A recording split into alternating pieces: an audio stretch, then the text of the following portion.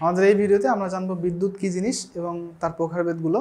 তো first of all যদি বিদ্যুৎ জিনিসটা তোমাদের বোঝাতে যাই তাহলে এই জিনিসটা আমাদের সংজ্ঞা আকারে নিয়ে আসতে হয়। প্রিভিয়াস ভিডিওর মতোই জাস্ট একটু রিপিট করে যাব বিষয়টাকে। তো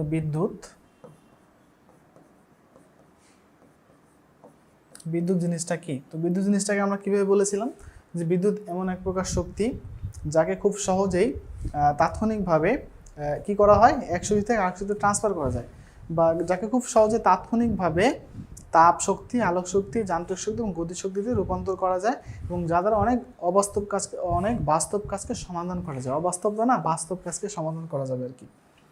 বিদ্যুৎ এমন এক প্রকার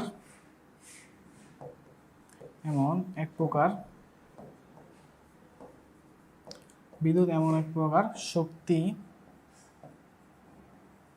বা বল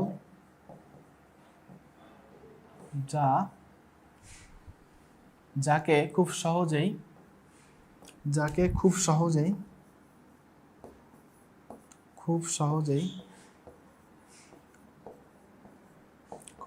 তাৎক্ষণিকভাবে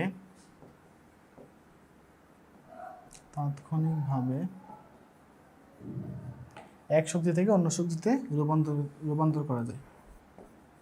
এক শক্তি থেকে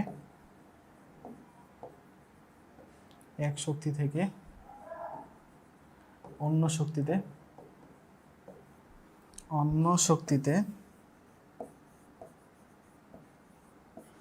শক্তিতে রূপান্তর করা যায়।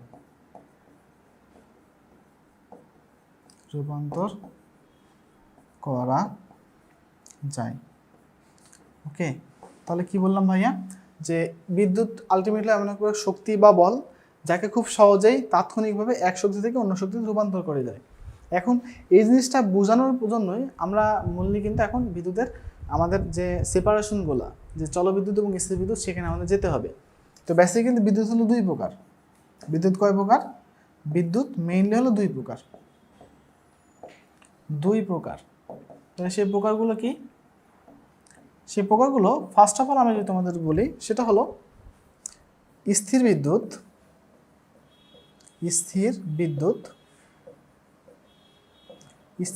এবং দুই নম্বর হলো চলবিদ্যুৎ।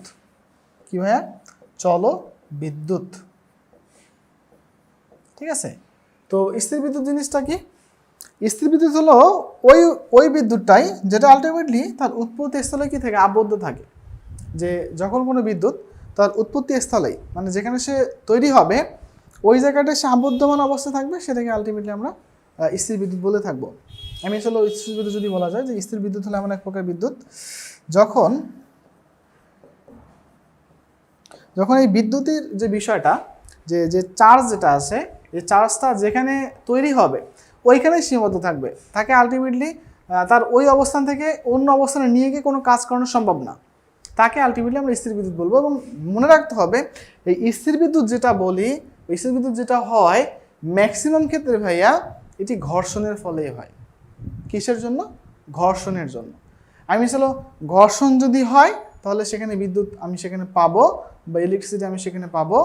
ঘর্ষণ যদি না থাকে সেখানে এই বিদ্যুৎটা আসবে না। তাহলে তারা একটা এক্সাম্পল দিতে পারবে? হ্যাঁ, যেটা এক্সাম্পল কিছুক্ষণ আগে আমরা জেনে এসেছি। তা আমি তোমাদের সুবিধার্থে জিনিসটাকে আবার একটু রিক্যাপ করে দিচ্ছি, একটু জাস্ট তুমি একটু রিয়েলাইজ করে নাও। এই যে দেখো ভাইয়া, যে আমাদের অনেকগুলো এক্সাম্পল এখানে দাঁড় করানো আছে। যে ফার্স্ট অফ অল আমি এখানে দেখানোর চেষ্টা করেছি যে যখন এই দ্বন্দ্বটাকে কিছুক্ষণ ঘষা হয়েছে, ঘষার বলে এই বিদ্যুৎটা কিন্তু অন্য জায়গায় নেওয়া যাচ্ছে না, কিন্তু তাকে যখন নিয়ে আমি অন্য একটা পার্টিকেলের উপরে রাখলাম, সঙ্গে সঙ্গে সে আকর্ষিত হয়ে তার উপরে দেখো এই যে দ্বন্দ্বটার উপরে কিন্তু চলে এসছে, রাইট?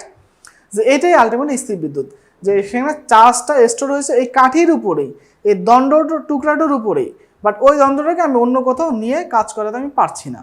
ওকে, নেক্সটে যদি আমি তোমাদেরকে বলি যে পরবর্তী জিনিসটা কি দেখানো যায় যেখানে বিদ্যুৎ চলছে, নেক্সট যদি বলি যে এখানে যেমন একটা বেলুন, এই বেলুনটাকে যখন আমি কিছুক্ষণ ঘষলাম তার সারফেসটাকে, ঘষার বলে সেখানে কিছু বিদ্যুৎ জমালো, যখনই পানিটার সামনে না হলো পানিটা আকর্ষিত হয়ে এই বেলুনের দিকে আসার ট্রাই করছে, রাইট? সেম ওয়েতে অ্যানাদার এক্সাম্পল যদি দেওয়া হয় যে স্থির বিদ্যুতের, যে এইখানে আমরা চিরুনিকে আশ্রিয়েছি, মানে চিরুনির সাথে ঘর্ষণ হয়েছে না, এই ঘর্ষিত বস্তুটাকে যখন আমি এই যে কাগজের টুকরা পার্টিকেলের কাছাকাছি নিচ্ছি, দেখো এখানে কি হচ্ছে, এখান থেকে দেখো এই যে কাগজের টুকরাগুলো চিরুনির উপরে চলে আসছে, কিন্তু তারপরে আমরা কিন্তু ইলেকট্রনটাকে ট্রান্সফার করতে পারছি না। আমি যদি ওই সোর্সটাকে কোনো একটা পার্টিকেলের কাছাকাছি নিই তাহলে ওই পার্টিকেলটা সোর্সের কাছাকাছি চলে আসবে। তার মানে স্থির বিদ্যুৎ যেটা, সেটাকে ট্রান্সফার করা যায় না, বাট তাকে ইউজ করার জন্য তাকে ওই জায়গায় সরাসরি নিয়ে যেতে হয়। তাহলে প্র্যাকটিক্যাল এক্সাম্পল দিলে আমাদের চলে আসে ক্যাপাসিটর। ক্যাপাসিটর কী করে, ওইখান থেকে কিন্তু সে চার্জটাকে অনেক দূরে সে ছড়িয়ে দিতে পারে না। তাহলে সে কি করতে পারে, আমি যদি ক্যাপাসিটরটাকে একটা নির্দিষ্ট সার্কিটে অ্যাপ্লাই করি বা নির্দিষ্ট সার্কিট নির্দিষ্ট জায়গায় নির্দিষ্ট পারপাসে বসিয়ে থাকি, তাহলে সে কি করবে, ক্যাপাসিটর যদি এনার্জি স্টোর করে তাহলে ওই স্টোরকৃত এনার্জিটা যে পারপাসে যতটুকু জায়গার জন্য আমি অ্যাপ্লাই করেছি ততটুকু জায়গায় সে কিন্তু সেটাকে কী করে দিবে, আমাদের রিডিউস করে দিবে। তো এটা ছিল স্থির বিদ্যুতের সংজ্ঞা।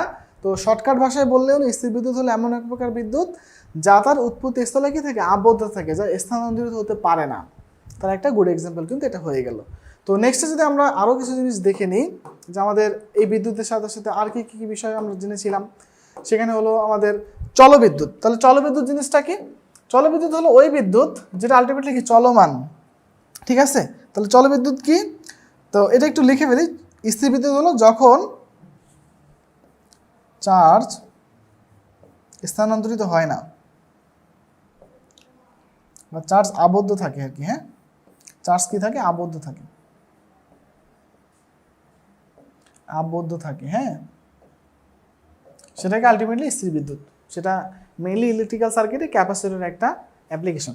সেকেন্ডলি যদি বলা চলবিদ্যুৎ, চলবিদ্যুৎটা কি, যে যখন কোনো সার্কিটে ইলেকট্রনটা এক স্থান থেকে অন্য স্থানে প্রভাবিত হতে পারে, অর্থাৎ যে চার্জটা, ইলেকট্রনের যে চার্জটা কী হবে, যেখান থেকে শুরু করব সোর্স থেকে শুরু করে লোড হয়ে আবার কি লোডে সোর্সে ফিরে আসবে, সেটাকে আমরা চলবিদ্যুৎ বলবো।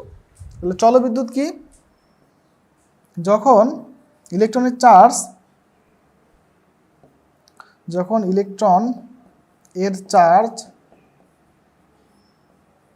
এক স্থান থেকে অন্য স্থানে স্থানান্তরিত হয়, চার্জ এক স্থান থেকে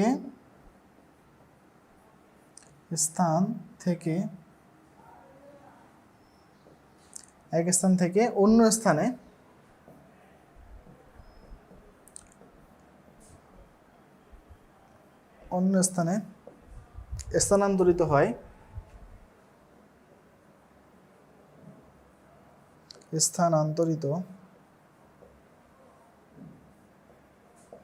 স্থানান্তরিত হয়, তখন তাকে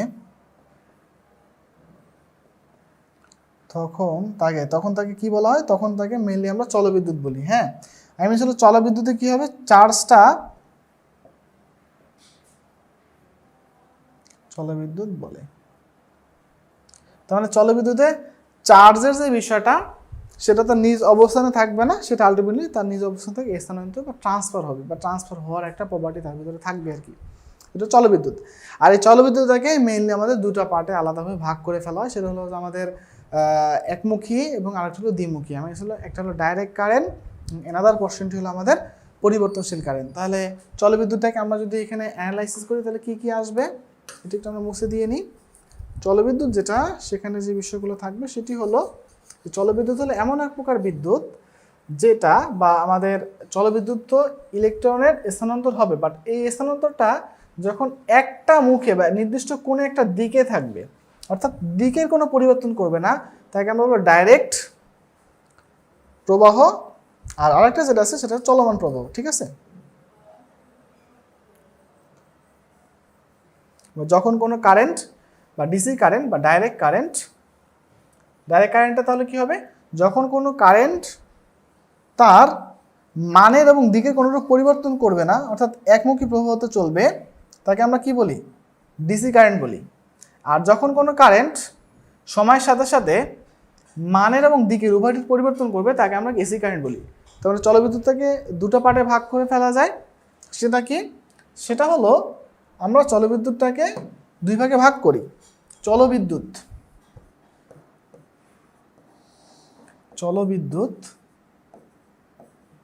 এটা মেইনলি কয় প্রকার, চলবিদ্যুৎ দুই প্রকার। ওকে, তাহলে দুই প্রকার যদি হয় তাহলে ফার্স্ট প্রকারটা কি, ফার্স্ট প্রকারটা হলো আমাদের একমুখী প্রবাহ বা একমুখী কারেন্ট। প্রথমে একমুখী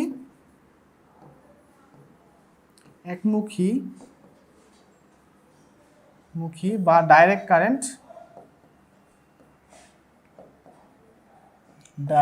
কারেন্ট, এবং 2 নম্বরটা কি পরিবর্তনশীল কারেন্ট বা পরিবর্তনশীল প্রবাহ,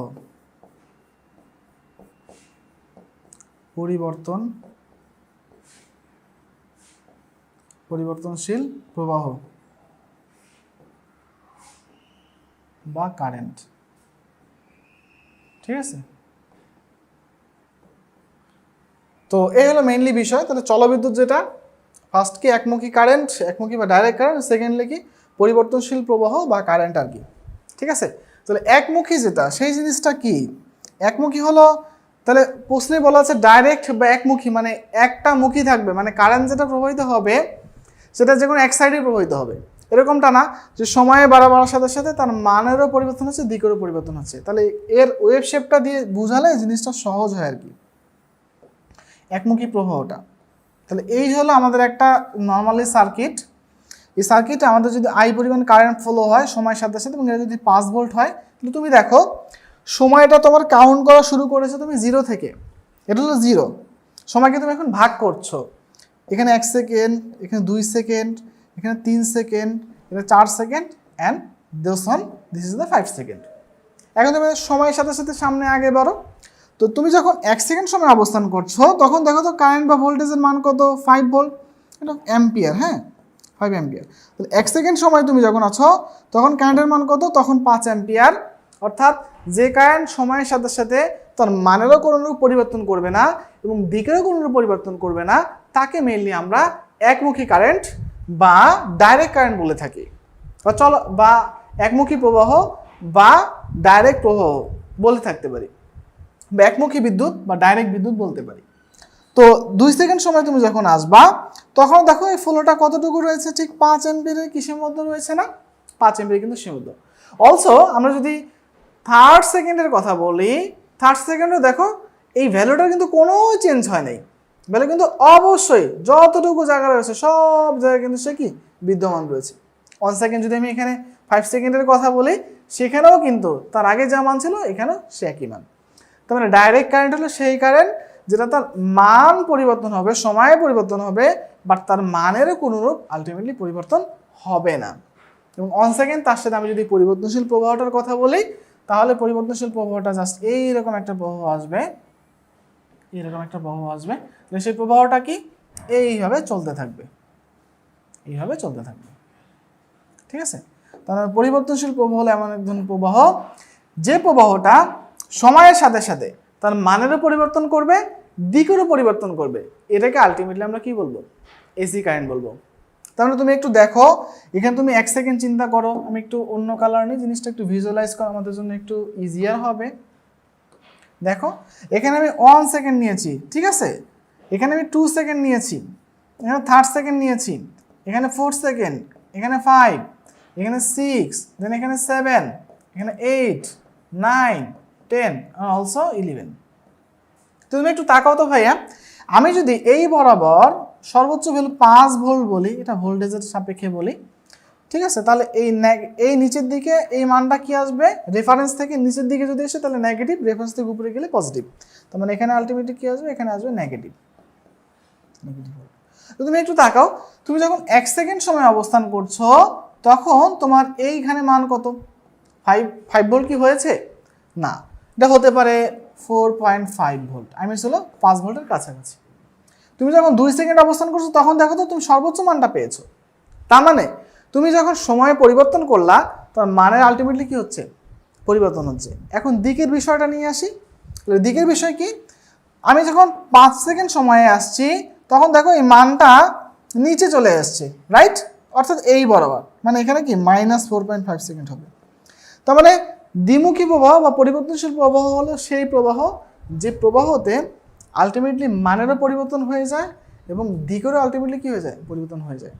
যখন এটা একটা সার্কিটে ইন্ডিভিজুয়ালি ঘটবে তখন সেই কাজটাকে বা সার্কিটটাকে আলটিমেটলি বা তখন সেই কারেন্টটাকে আমি বলবো পরিবর্তনশীল প্রবাহ বা পরিবর্তনশীল কারেন্ট। তো আমি আশা করছি এই ভিডিওর মাধ্যমে তোমরা যেটা জানতে পারলে বিদ্যুৎ কী, দেন জানতে পারলে বিদ্যুতের বেসিক যে ডেফিনেশন বা এছাড়াও যে বিদ্যুতের যে ডিভাইডেশনটা, স্থির বিদ্যুৎ, চলবিদ্যুৎ এবং ফাইনালি তোমরা জানতে পারলে জলবিদ্যুতের ক্লাসিফিকেশন। সেই ক্লাসিফিকেশনে কী নিয়ে আসছি আমরা? একমুখী বা ডাইরেক্ট কারেন্ট, পরিবর্তনশীল কারেন্ট বা এসি কারেন্ট। তো আমি আশা করছি সবাই বিষয়টা সম্পর্কে বুঝতে পেরেছো। আমি এই ভিডিও এখানে শেষ করছি। ধন্যবাদ সবাই।